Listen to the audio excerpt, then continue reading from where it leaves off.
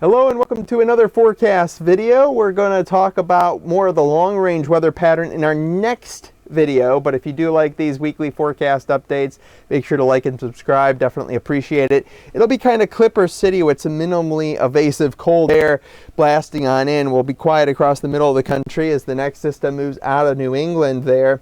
We'll see this system skirt across West Virginia mountains into Maryland, and then this guy moves across the Great Lakes. That could likely bring in enough cold air on the backside for some lake effect snow in spots, and a couple more clippers slinging in from portions of Montana through the Dakotas into the upper Midwest with some shots of cold air there. It's not going to be an extremely active pattern, but definitely not boring.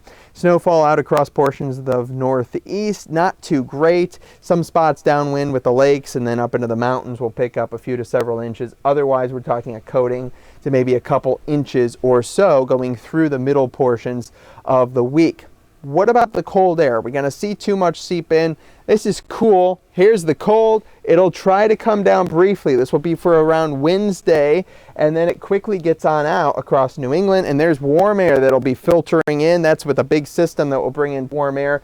But you can see plenty of cold air is going to be building across Canada. It'll try to sink south at times, but it's mainly going to be across portions of the Northwest, into the Rockies, maybe a little bit into the plains. We'll have kind of a battleground cold air, warm back towards portions of the east. There will be some cold air intrusions eastward, but overall that's going to be the pattern that we can see set up, as you can kind of see on multiple different waves of the warm air setting up towards the east.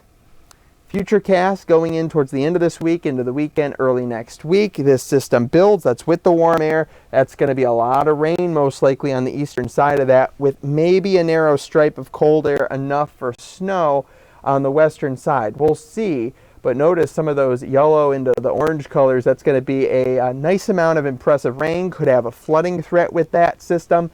There's your snow corridor maybe. I mean, it could be maybe a little further west. We'll have to kind of see exactly where that lines up.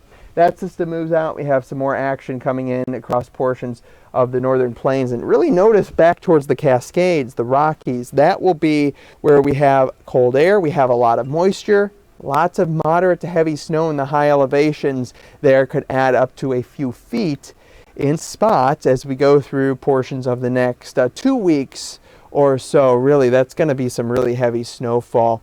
Mountains definitely getting a widespread foot to 2-3 feet in areas. And then just to the east of that, I mean, you're not talking about too much really that's going to be adding up. There could be that narrow corridor depending on where the cold air lines up from the system over the weekend. But besides that, not a major snowy map. It's an active pattern. Otherwise, we'd have a lot less snow, especially further south. So that long range update coming up in a couple of days. We'll talk about the temperatures over the next month or two. Are we going to see a pattern change? That answer will be there. Otherwise, thank you so much for watching. Have a great day.